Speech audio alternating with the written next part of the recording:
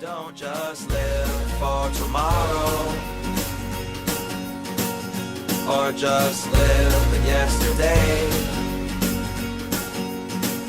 Just be glad for all you have that's in today. Hey everyone, Connie here, and welcome to my blind reaction to Shaman King 2021, episode 10. So, we are about to begin the actual Shaman fight. We've been doing the preliminaries, and with this final match between Yo and Tao Ren, we had a tie. And because of that, both of them are being allowed to go on. As I noted last time, though, this might create a little bit of a odd number of participants, though, which means they would either need to figure something else out or bring in a wild card. And that very much could be Wooden Sword Ryu. We'll have to see. I don't remember if that's the case from the original. Because most of my memories from the original series came from those build-up episodes in the preliminaries and everything, getting to know those characters. And I'd seen the original series multiple times, but I don't remember much of anything else beyond this point. I know like little bits of here and there. I know like, oh, there's this character and this character who we haven't been introduced to yet, but still. The actual knowledge of events is very much not entirely there. That's what happens when you don't watch a series in a long time. But I'll probably remember certain things as they happen and as they get closer and everything.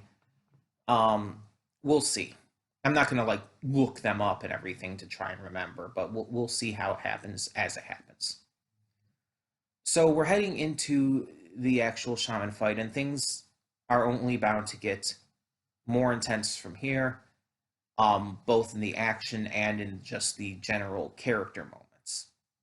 We've gotten a brief little glimpse into Ren's family, including not only his sister, but now his father as well. And his father doesn't seem like an outright bad, horrible, evil person, but it seems like there's a lot of heavy complications with just how their family does things. And we've already known that there was some questionable choices being made, considering how the Tao family seems to get their spirits. Fun. But we'll have to see where it goes from there, and try to remember things as they happen. But yeah, either way, we're just going to get this started and hope for the best. So when the screen fades to black, pause this redirect and go to the description below. Follow the link to the reaction, and after you watch it, come back here to the redirect and resume play. Because after it fades to black and then it fades back in, everything from that point forward will be my afterthoughts and will contain spoilers to the episode. So, that being said, thank you so much for tuning in, and I will see you at the reaction. And we are back, and we'll begin with spoilers in 3, 2, 1, now. The calm between storms would be a good way to describe this episode. Between the preliminaries and the full-on Shaman fight, we get a little break. But we can see it's not all just respite, because we have some big things happening in the background. We had a fight in this episode against this Buddhist musician duo named Bose. And they, on their own, weren't too much of a threat. The only reason they got the one-up on Yo is because, well, they got the one-up on him.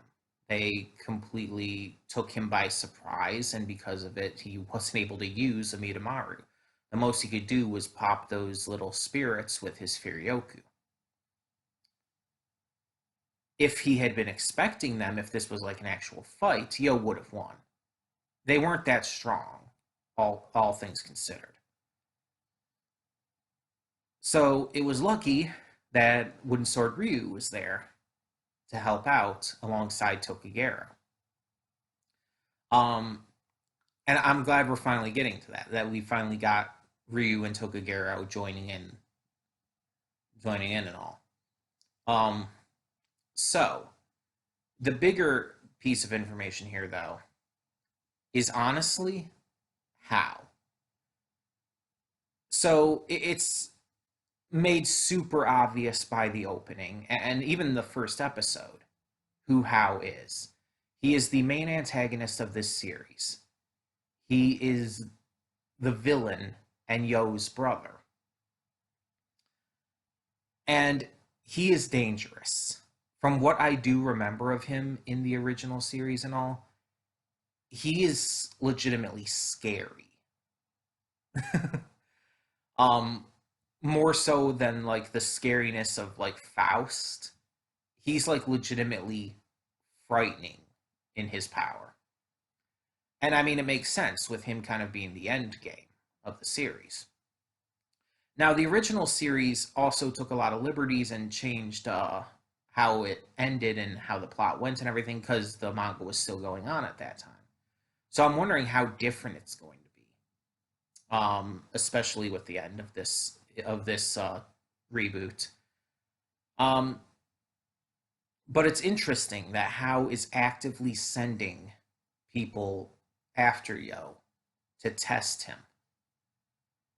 So I assume that How knows who Yo is. And considering from what we saw in the first episode, How seemed to have notable intelligence like pretty much right away, so it's not a surprise, but he's kind of manipulating everything at the moment and is definitely working as an occasional like build up for now.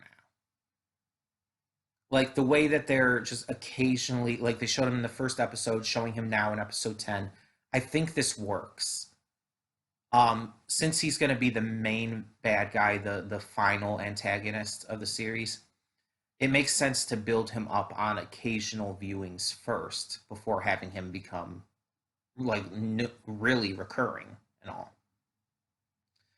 Um, and for this first arc, you could call it, of the series, we had a villain of the arc, and that was Tao Ren, who has now become a friend, but still.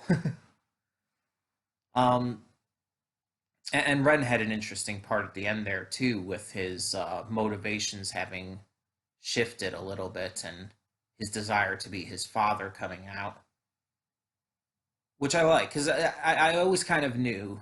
I always did remember that Ren kind of had that aspect to him as well. He's another one of those anime characters who is the enemy turned friendly rival type character who starts off as a bad guy but ends up becoming friends with the main character and still has that rival like aspect where they want to beat them. You think of Vegeta, you think of Kuwabara, or not Kuwabara, Hiei from Yu Yu Hakusho, and many other characters who do this throughout various anime series, and it works. It's just a very common trope that just has continued to work, and so I definitely can't wait to see what goes on with Ren as we see more of him in the future. And we know his goal, and he has a very valid, good goal. So it's going to be interesting to see how he develops as a character going forward during the Shaman fight. But I am excited. I am definitely excited to get to that, to get to the more intense stuff, to see Ren try to not necessarily make up for what he's done in the past, but to become better going forward. I'm excited to see actual Shaman fight battles with Wooden Sword Ryu and Tokigero. I'm excited to see the other characters we have not met yet come in. So yeah, there's a lot to look forward to. Um, One question I have though from this episode is: are are the two animal spirits gone now for good? Probably not, because as they put it to Nitako, like Anna can bring spirits back from heaven, so she could probably bring them back. But can we just leave them there? Can we just leave them there? We don't have to bring them back. They're annoying and honestly unlikable. Uh, I get the joke they're trying to go for with them, but I don't like them at all. Um. So yeah, let's let's just leave them. I doubt they'll be like major recurring characters or anything going forward either way, but it's just I'd rather not. um, Either way, so I'm definitely hyped for what's to come, and we'll just take it as it goes. Take it one episode at a time and hope for the best. Definitely can't wait to see again more of these characters that come up that definitely have been excited to see based on the opening and based on various factors from remembering at least little bits of them from the original series. But in the meantime, tell me in the comments below what you thought of this episode of Shaman King 2021. And thank you so much for tuning in. For excuse me. For now, I'm Connie, and I'm signing off. See y'all next time.